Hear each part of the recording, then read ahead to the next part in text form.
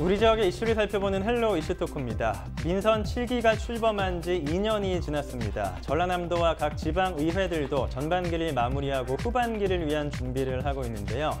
전반기 활동들과 함께 후반기 전망에 대해서 알아보는 시간을 갖겠습니다. 초당대학교 경영학과 김판진 교수와 얘기를 나눠보겠습니다. 안녕하십니까? 예, 반갑습니다. 예, 이제 민선 7기 지방의회가 출범한 지 벌써 2년이라는 시간이 지났습니다. 먼저 전반적으로 어떻게 보시는지 말씀을 부탁드릴게요. 예, 한국 매니페스토 실천본부에서 지난 5월 25일 날 발표한 자료에 의하면요, 전국 시도지사 그리고 기초단체장, 시장 군수 공약 이행 사항이라든지 정보 공개 관련해서 전반적으로 평가를 했는데요. 우리 이 지역에, 그러니까 전라남도뿐만 아니라 도내 22개 시군 지자체들의 평가가 전국 상위권을 차지하고 있어서 민선 7기 전반기에 관련해서는 매우 양호하다라는 평가를 좀 내리고 싶습니다. 네. 구체적으로 살펴보면 전남도 같은 경우 경상북도 등과 더불어서 최상위 등급인 SA 등급을 맞았고요. 또 기초지자체 같은 경우는 여수, 곡성, 영암, 완도, 해남, 장성군이 또 SA 등급을 맞았고요. 또 목포시, 고흥군, 영광군이 A 등급을 맞았습니다. 수치상으로만 보면 민선 7기 전반기 관련해서 우리 지역의 지자체들의 높은 정말 그 성과가 있는 것으로 나타났고요. 특히 그 언론에서 많이 다루다 보니까 잘 아시겠습니다만은 전남도의 김영록 지사님의 어떤 직무 만족도, 주민들의 직무 만족도, 어떤 행정 평가 관련해서 13개월 연속 전국 1위를 달리고 있습니다. 아마 민선 7기 들어서서 출범하고 난 이후에 전무후무한 그런 기록을 지금 세우고 있는데요. 지난 5월에 리얼미터, 그러니까 여론조사 전문기관인 리얼미터 조사에 의하면은 직무 만족도, 주민들의 직무 만족도, 그리고 또 행정 수행 능력, 도정 수행 능력 관련해서 74.2%, 그러니까 전국 1위를 차지했는데요. 전국 평균이 60.5%니까 전국 평균보다 15% 정도 높게 나타난 건 굉장히 좀 고무적인 그런 사실 같습니다. 이와 같은 결과는 여러 가지 이유가 있겠습니다만 몇 가지만 살펴보면요. 첫째는 국비 예산 7조, 그리고 전남도 예산 9조 확보, 엄청난 거죠. 전라남도 같은 경우는 시도 지자체 가운데서 어떻게 보면 행정 사이즈가 굉장히 적은 편에 속하는데 국비 7조를 확보했다고 하는 것은 굉장한 거고요. 또 그리고 일자리 창출 15,000개 정도의 일자리를 만들고요. 또 블루 에코노미라는 그런 경제 정책의 실현으로 인해서 주민들의 어떤 전라남도에 대한 또 지사님에 대한 그 만족도가 상당히 높은 것으로 나타나고 있습니다. 그리고 또 전국에서 최초로 농어민수당을 전남도에서 지급을 했고요. 또 소통행정, 도민과 함께하는 그런 행정이 이루어졌고요. 또 특히 여기서 좀 우리가 주의 깊게 살펴야 될 부분이요. 또 우리 관심을 가져야 될 부분이 사실 전남도가 좀 청렴도 부분에서는 그렇게 높지 않았었습니다. 그런데 최근 국가권익위원회에서 발표한 자료에 의하면 10년 만에 처음으로 우수 기관으로 선정이 됐습니다. 전라남도가. 그래서 이런 부분도 있어서 그 민선 7기 전반기 부분에서는 전라남도 또 우리 22개 시군지자체에 대한 평가가 주민들뿐만 아니라 외부적인 그런 기관에서 평가도 좀 매우 긍정적이다라고 할 수가 있겠습니다. 그러니까 주관적인 시각뿐만 아니라 객관적으로도 전국적으로 이제 좋은 평가를 받고 있는데요. 그러면은 전라남도나 도내 시군 지자체 가운데 이제 교수님께서 보시기에 민선 7기 전반기에 가장 눈에 띄었던 행정이나 성과 꼽자면 어떤 게 있을까요? 전라남도 관련해서는 조금 전에 말씀을 드렸고요. 도내 주요 도시 간단하게 살펴보면요. 첫째 목포시 같은 경우는 올 초에 대한민국 4대 거점 관광도시로 선정이 돼서 1,000억 원의 예산을 확보를 했습니다. 그렇게 된다면 우리 지역의 명실상부한 대표적인 관광 도시로서 성장할 수 있는 그런 발판을 마련을 했다는 그런 의미에서 매우 의미가 크고요. 또 나아가서 우리나라를 대표하는 글로벌 관광 도시로서 성장할 수 있는 계기를 마련했다라고 하는 그 부분이고요. 또 하나는 이 부분은 좀 많은 분들이 좀 가볍게 생각하는 것 같더라고요. 근데 저는 이 부분에 대해서 굉장히 높이 평가합니다.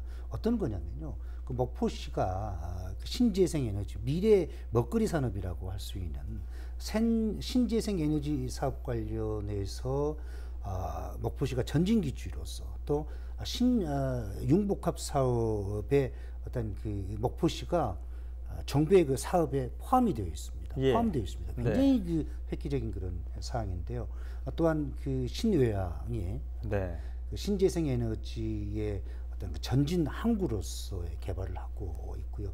또 340억 정도의 그 예산을 확보를 해서 또 대양산단의 신 재생에너지 플랫폼을 지금 구축을 하고 있고요.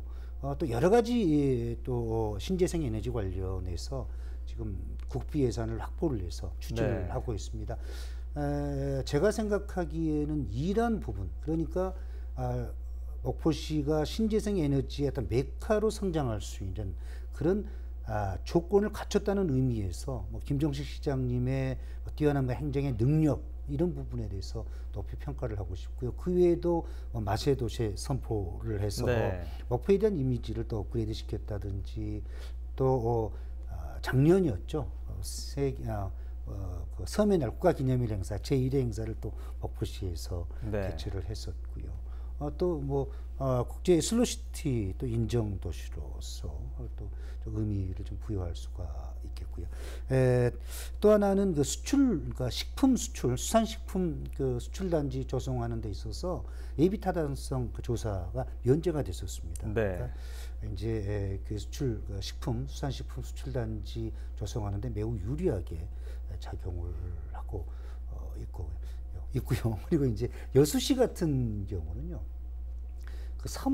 그 여수 섬섬이라는 섬섬 여수라는 그 브랜드 슬로건을 가지고 여수 미래에 대한 그 비전을 제시했다는데 네. 참 의미가 있다고 할 수가 있겠습니다. 또한 앞에서 잠깐 언급했습니다만은 한국 매니페스토 실천본부에서 평가한 그런 그 기초단체장 최우수 SA 등급을 2년 연속 수상을 했거든요. 뭐 굉장한 겁니다. 또 전반기에는 낭만포차를 이제 그 해양공원에서 이전을 시켰습니다. 그래서 네. 해양공원을 시민의 폼으로 돌려줬고요. 또 1조 5천억 정도 규모의 뭐 경도 해양 관광산업, 관광 레저 그 단지를 착공을 했습니다. 지난 6월달에 착공식이 열렸었는데요. 그리고 또 1조 약 한 8천억 정도의 사업비를 투자를 해서 또 여수 국가산업단지 재정비에서 또 일자리 한 15,000개 정도가 또 창출이 될 수 있다고 그래요. 또 뭐 찾아가는 행정, 뭐 시민과 소통하는 행정, 이와 같은 여수시의 어떤 전반기의 성과, 이 부분에 대해서 좀 높이 평가할 수가 있겠고요. 순천시 같은 경우는 순천시의 오래도록 좀 순천시의 문제점으로 얘기가 됐었던 쓰레기 관련 문제, 또 스카이큐브도 완만하게 해결이 됐고요. 더욱더 중요한 것은 올 초에 이제 허석 시장님이 기자회견을 했었는데 2023년 이제 국제 정원 박람회를 다시 이제 개최한 것이 확정이 됐습니다. 또 유네스코 뭐 식물 보존 지역으로 지정됐다든지 이런 부분에 있어서 전반기 높은 평가를 할 수가 있겠고요. 그 외에도 광양시라든지 무슨 뭐 목포, 무안, 신안, 영암, 이런 지자체, 보성, 공 이런 지자체들도 나름대로 정말 최선을 다해서 그 주민들을 위한 행정 또 지역의 미래 발전을 위해서 정말 최선의 노력을 기울인 그런 그 결과라고 할 수가 있는데요. 물론 시장님이나 군수님 또 도지사님들의 노력에 의해서 이런 좋은 결과가 나타날 수가 있었겠습니다만은 네. 또 우리 주민들의 우리 도민들의 어떤 행정에 대한 관심도 기여도가 또 좋은 결과를 나타내는데 많은 기여를 하지 않았을까 생각을 합니다. 네. 뭐 관광 분야나 신재생 에너지 분야 이렇게 다양하게 괄목할 만한 성과를 올린 분야를 좀 살펴봤는데요. 아쉬운 점도 있을 것 같거든요. 어떤 게 있을까요? 뭐 전반기 끝났으니까 여기에서 뭐 어떤 문제점이다 이런 부분을 지적하기에는 조금 뭐 성급한 부분이 있고요. 좀 무리라고 생각을 하고 아쉬운 점 몇 가지만 좀 말씀을 드리겠습니다. 첫째는 주민들의 어떤 그 눈높이 또 다양한 그런 의견에 대해서 조금은 우리 그 지자체에서 좀 미흡하지 않았나 이 부분을 좀 지적하고 싶습니다. 우리 전남은 타 시도에 비해서 농촌, 농업의 그 비중이 상당히 높거든요. 근데 농업 정책에 대한 그런 부분이 좀 미흡하지 않았나 그런 생각을 합니다. 올 들어서 뭐 코로나19 사태로 사실 뭐 정신 없었죠. 뭐 시장님이나 군수님이나 뭐 도지사님까지. 근데 전라남도는 민선 7기가 출범하면서 우리 그 전남도의 농업과 관련해서 농업 정책과 관련해서 굉장히 다양한 그런 정책을 수립해서 실행을 하고 있습니다만은 이제 시군 특히 이제 군 단위의 지자체에서는 이와 같은 농업적인 그런 정책 이 부분에서 좀 아쉬움이 남는 것 같습니다. 물론 이와 같은 어떤 그 아쉬움 그렇지만은 제가 여기서 말씀드리고 싶은 것은 어떤 그 문제점을 지적한다기보다도 우리 주민들이 행복해야 되지 않겠습니까? 우리 주민들이 행복하는데 가장 필수 요소가 바로 행정, 정치거든요. 그래서 정치인들의 역할 이 부분에 대해서 언급 차원에서 말씀드리는 겁니다. 물론 더욱더 발전하기 위해서 아쉬운 점이라든가 그런 거는 당연히 뭐 개선을 해야 되니까요. 당연히 알아볼 필요가 있을 것 같고요. 말씀하신 것처럼 전반기에 대해서 알아봤는데요.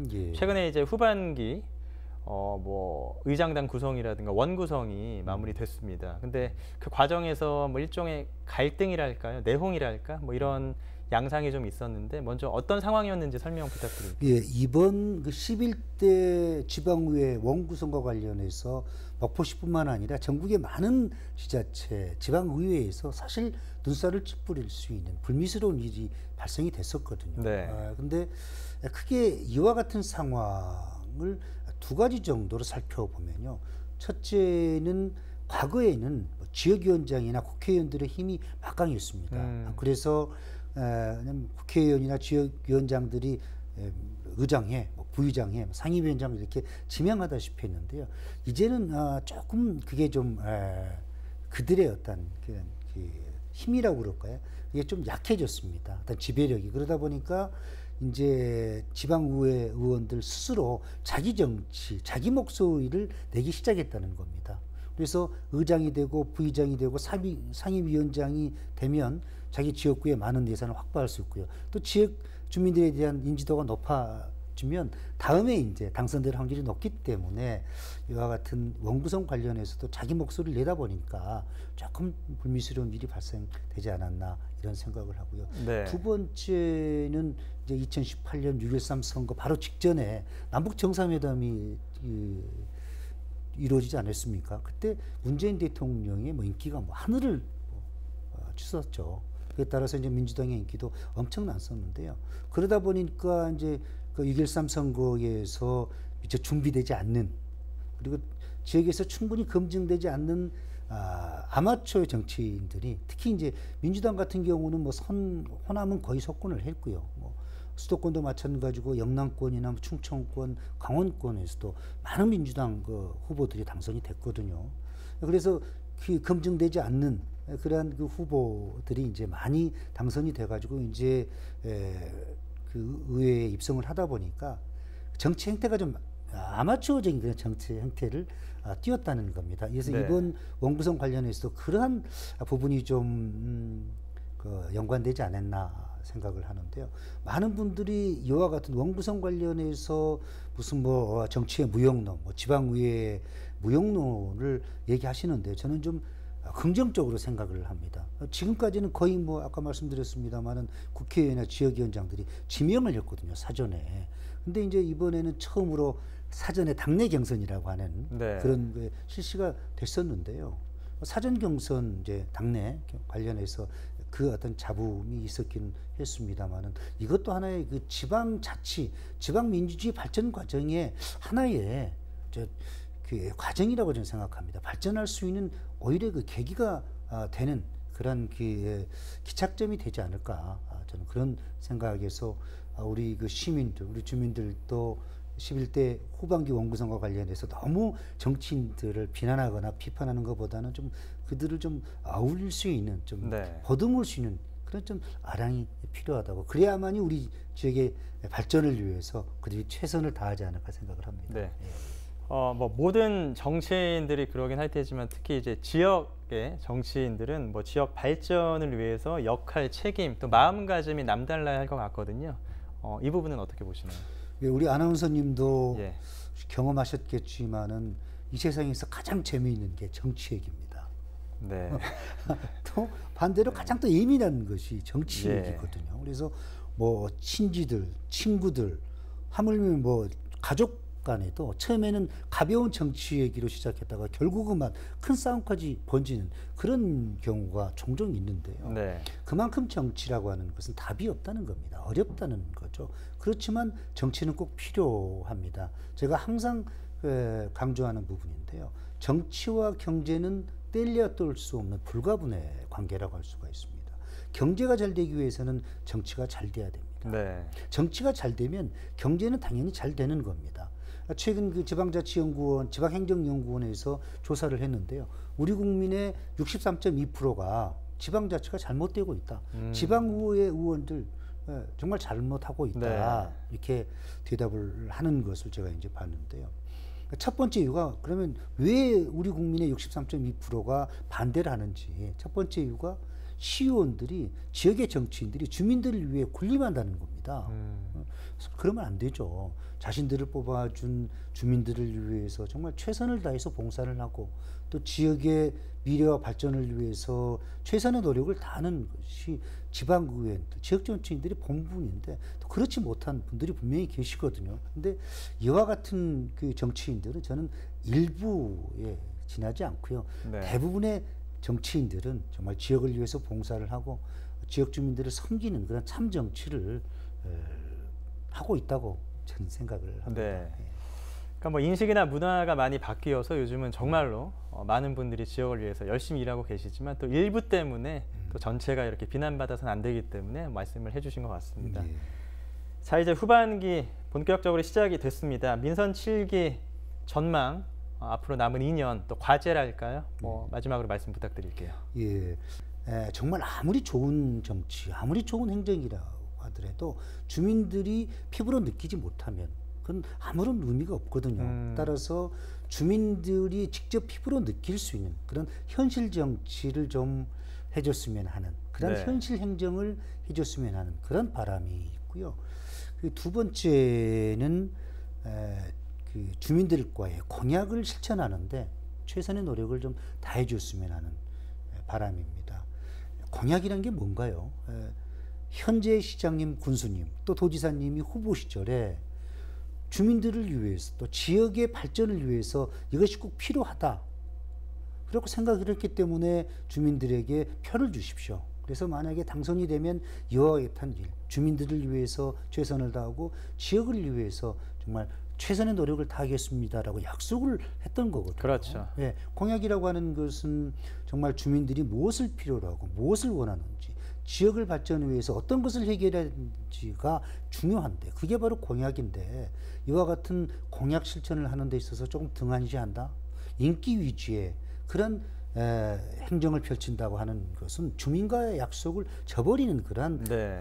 행위라고 할 수가 있거든요. 따라서 부탁드리고 싶은 것은 후보자 시절에 주민들과 약속했던, 또 지역의 발전을 위해서 노력하고자 했던 그 마음이 좀 변치 않았으면 하는 바람입니다. 그렇게 된다면 민선 7기 후반도 우리가 원하고 기대하는 그 이상의 결과가 나타나지 않을까 생각을 합니다. 아까 전반기 아쉬운 점을 말씀해 주셨는데 그 중에 하나가 이제 지역민들의 목소리에 좀 더 귀 기울였으면 좋겠다고 하셨는데 아마 그런 내용과 좀 일맥상통한 그런 말씀이 아니셨나 싶습니다. 자, 오늘 민선 7기 2주년을 맞아서 전반기 활동을 되돌아보고요. 후반기 전망까지 해봤습니다. 초당대학교 경영학과 김판진 교수였습니다. 고맙습니다. 예, 수고하셨습니다. 전남과 각 지자체들은 지난 2년 동안 쉼없이 달려서 전반기 의정 활동을 마무리했고요. 후반기를 새롭게 출발합니다.